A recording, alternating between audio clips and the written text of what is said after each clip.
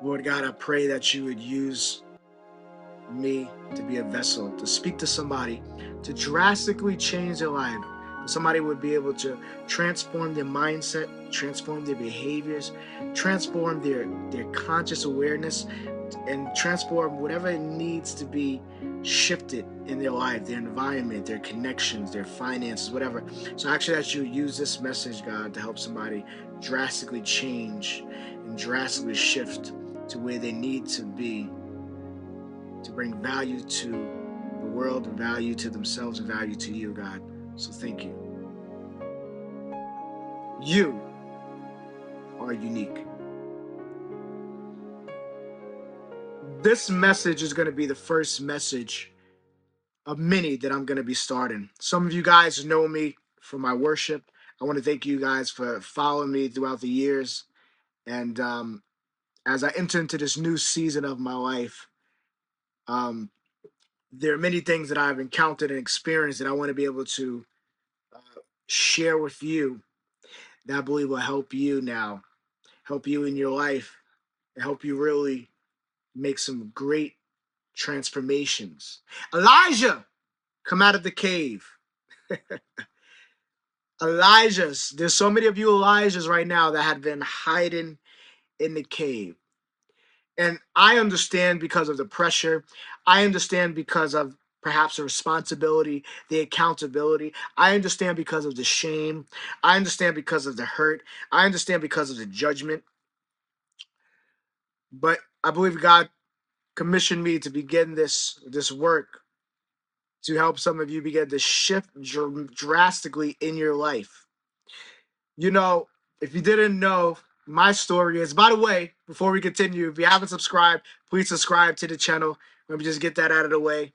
And let's get this on. This message, we're gonna talk about how you can embrace your uniqueness. How you can embrace your uniqueness, and this is gonna be a prelude to breaking free in your life. I remember I was about 3 years old, and I remember a knock on the door. And I remember sitting at this big table. It was almost like a table, like as if you were, you ever seen that big table and you see the picture of the Last Supper? It was almost like a big table like that. And all around me was my family. And I remember all these kids and these adults and everybody just laughing and having fun. And I remember this knock on the door, and a lady came in. And all the laughs, they turned into tears and cries. And now this wailing was happening. I was being dragged out of the house with this woman. And I hear people say, no, no, no. That's all I can remember. And I remember being taken out of this house. And the next thing I know, I'm being dropped off at this new house. And this woman answers the door, a very stern woman, older woman, very stern, very serious, very militant. And that was my beginning of my journey into the foster care system. That was the beginning of my journey in the foster care system. That was the beginning of my life, and also ending of the last time I had seen my family. So I don't have much clarity, but I remember that. I remember going to this home, and I remember coming up in foster care, and I remember just dealing with these feelings of rejection, dealing with these feelings of abandonment, dealing with these feelings of why, what did I do? Yeah, I felt not accepted, uh, and over the years when I was younger, I became numb in order to deal with the pain, in order to deal with the abandonment, in order to deal with the rejection, in order to deal with trying to figure out the reason and the answer to why am I here? Why was I taken from where I was to where I am now? Why am I going through this pain? And that was the beginning of my life of discovering that I was different. And I remember just growing up being the center of attention, being the class clown, being the one that makes the jokes and and I remember just, people laughing at me in class and my teacher said, Jordan, you're very smart, but you gotta pay attention and I remember just being the kid who ran out of the playground. I'm doing flips and I want to be in the school play and all this kind of stuff. And and then life hit. And then my parents, my adopted mother, she said, shut all that noise up. And I remember I began to conform. Some of you are conforming in this life. How many of you have gone through a time in your life where you were young and you were put in this status, this place of shame, and you were not able to be who you are? And you began to conform and you began to accept the program and begin to accept the conditions that were told to you, given to you. And I remember just being told to be quiet, sit down, shut your mouth. And the kid that was full of life, the kid that was just full of zeal and vigor and passion, and the kid that was this big performer, the kid that was this entertainer, he became this quiet quiet man. He became this quiet kid. He became this child of solitude. He became this very serious person. He became this very suppressed person. And he began to shut his mouth and he didn't speak up. And for years he was quiet. And for years he was isolated. And for years he even well, when people asked him questions, he would mumble like, well, I don't okay. Yeah, my name is Jordan. How are you? And this is how this kid spoke. He mumbled. He was so held down and bogged down and suppressed, and he began to conform to his environment. He began to conform to conditions and the programming that he was told and given. Yet this kid was very smart. He began to assimilate and observe and began to assimilate all this information around him. And he began to discover that he was different. He began to see things different. He heard things differently. He started to hear music in a different way.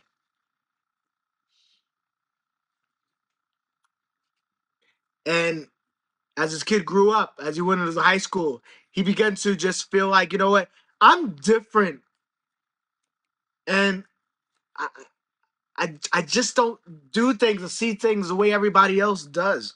He wanted to express himself, and so he began to encounter music, and he began to try to express himself, try to sing a little, try to do little things. He got a keyboard later, he began to play. And there were moments that he got stuck in life. He felt stuck. He felt shame of who he was. He lost his individuality. He even felt like he lost his potential, what he can achieve and discover in life and accomplish in life. And there was a pain of difference that he lived. There's some of you that you're living a pain of difference. There's some of you that you have this great individuality about you. And you know it's there. It's so deep in your soul. And when you're home alone, you're such a different person than when you go out. When you're by yourself, you're such a different person than when you go around your family. Even in your mind, you're such a different person than when you go around your coworkers and such. And there's this pain of difference. This pain of difference that can lead you into isolation. This pain of difference that can lead you to being misunderstood. This pain of difference that can lead you to not being seen, to not being heard. This pain of difference that, when it's accepted, it leads to low self-esteem. This pain of difference that it makes you a target for narcissists. This pain of difference that makes you a target for bullies. This pain of difference that gets you in a place of stagnation where you have no energy. You feel exhausted in life. You don't have any motivation. This pain of difference that leads you to depression. I want to tell you today,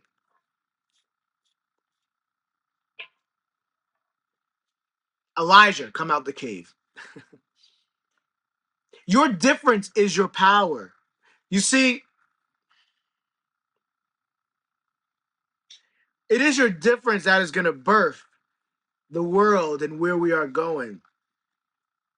As the evolution of the shift of where we are in this world, as it is rapidly changing, and we've seen this for years, but definitely around maybe about 2020, and we saw a drastic shift.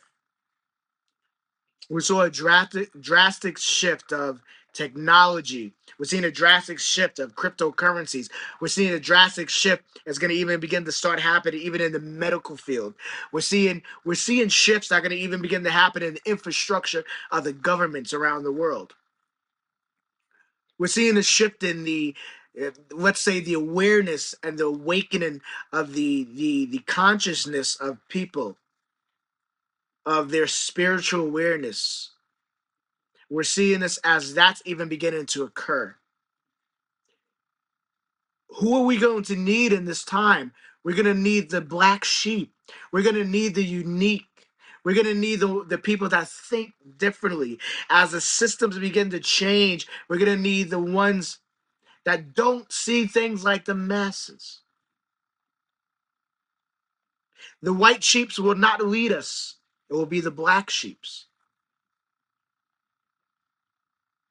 It will be the ones that are different. The ones that maybe you have suffered from your indifference. But now you can begin to accept that your difference is a power. You see, your difference is going to lead you to being a change agent. Whenever there is a disruption in the world, in anything, in an industry, in a field of service, whenever there's a disruption in a topic, whatever that thing is, whenever there's a disruption in a company, right? And whenever there's a disruption, even in a belief system, there is room for innovation. This is where innovators come in. This is where people who come in that are going to make these changes because they are outside of the box thinkers. They see ahead of the times. And there are some of you that are watching this video right now that you have been called to be a change agent, that you have been deemed as the black sheep. Mm. But your uniqueness, that pain, and that shame that might have even been put upon you is now your power. Elijah, come out the cave. It's time that you speak. And so in me doing this video, I decided that I would now come out of the shadows and be the spokesperson to spark you to change, to spark you to speak, to spark you to take off the mask, to spark you to take off the costume, to spark you to begin to authentically and unapologetically walk in your power, in your difference. You know, I remember a couple of years ago, I was doing I was a production manager per se, music director for a preacher, and I was doing a big crusade. And I remember this crusade. There was a lot of people that had to come in. We had to fly a whole lighting crew. We had to fly in a video crew, an audio crew. I had to fly in. We had to fly in singers and musicians. I mean, by the time I counted everybody, I think we had about 50 people. And I was supposed just to be the keyboard player. I was supposed to just be the band leader. And what happened was that um, the people that were supposed to do that job of, coordinating the event and making sure that people got in safely and this and that, they dropped the ball in a lot of ways. And so I wind up kind of picking things up and helping out and trying to make things, work out. And I remember just like, I remember musicians getting in, getting into the location, actually getting into the airport. And I remember my phone just blowing up, and I'm blowing up. One after, I mean, people just calling me. Oh my God, Jordan, what do we do? Where do we go? Where's the venue? Where's the hotel? We don't know where to go. We don't have our room. And I remember just having to say, like, what is going on? This is like common sense. And I'm calling the event coordinator. I'm saying, hey, these people don't have their itineraries and this and that. And nobody did anything. And I remember I just said, I thought it was common sense. And so I went and I became the conduit, and I made sure that I got everybody's information. I called them. I said, okay, guys, take an Uber here, do this, blah blah blah blah. Go here. When you guys get here, call me. I'm gonna make sure you get your hotels. And I'm people coming in the hotel, and I'm checking them in. And then I got a lighting crew call me, and I got to go there, and I got to make sure that they set up. And then I had equipment coming in. I'm making sure that's going to where it needs to be. And so all these things that weren't really my job description, and I took on it. I remember people coming in saying that we have rehearsals, and I'm doing a rehearsal, and like, do we got any food? And there was no per diem for anybody. So I remember me and uh, one of the production managers, I got him, and we put money together, make sure everybody had food. And my point in telling you the story is that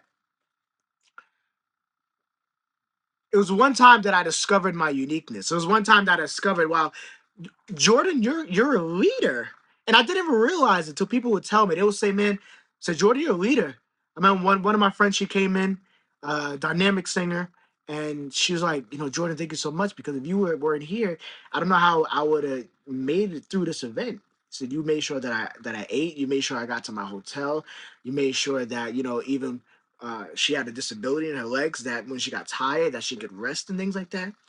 And I said, man, I, I I thought this was common sense, but I realized that I had to be the person to help give direction. I had to be the person to help give leadership. I had to be the person to think outside the box, and I had to learn how to embrace my uniqueness. I had to learn to embrace the fact that, okay, I can think outside the box. I can think quickly, and I can help people. Uh, I can help people resolve their problems. I can help people. I can help. I can take this power, this power of me being different, and I can help bring people together and bring them to a solution to their needs. And this was a pain for me for a long time. It was a pain for me for a long time because I felt like, because I didn't feel like I ever got my needs met. I never felt like that I had lost my individuality. I had lost my sense of power. I had lost my sense of belonging. I had lost my sense of self. And I felt like I was not seen or heard. And in these moments of my life, I had discovered that, wow, I am seen and heard. By me helping others, I can be seen and heard. And this was just one of my differences that I had to begin to embrace. See, you are unique in your own way. Maybe not everybody is maybe meant to be a musician. Not everybody's meant to be a singer. Not everybody's meant to maybe be an actor. Not everybody's meant to maybe be a doctor. But whatever that thing is for you, your difference is your power. So I want to ask you today if you can reframe your difference, reframe your pain of being different, and of being different as a pain. I want you to reframe it as a power, and I want you to frame it as a value that the world is waiting on. See, the world is waiting on for some of you for your art. The world is waiting on for some of you for the way that you think. The world is waiting on some of you for your inventions. The world is waiting on for some of you for your belief systems around health. The world is waiting on for some of you around the way that you can build things, right? The world is waiting on for some of you on your education, the way that you teach, and the perspectives that you can bring. Right? It is now the new leaders. It is now the new thought leaders. It is now the new innovators. It is now the unique, the black sheep. It is now you that are going to be the new leaders in the world. So I want you to ask yourself 2 questions. Number 1, what makes you you? And as you pose this question, I really want you to think about truly, like, what really makes you different?